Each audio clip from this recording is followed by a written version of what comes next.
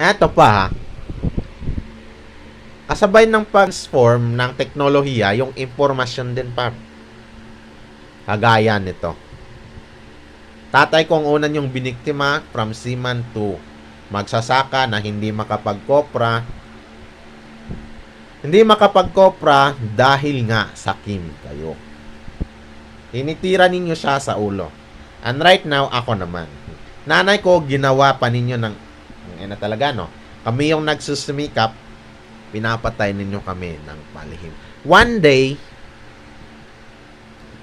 ito na nga yun, buti na lang may napag-aralan ako, ikaw yung bobo eh. One day,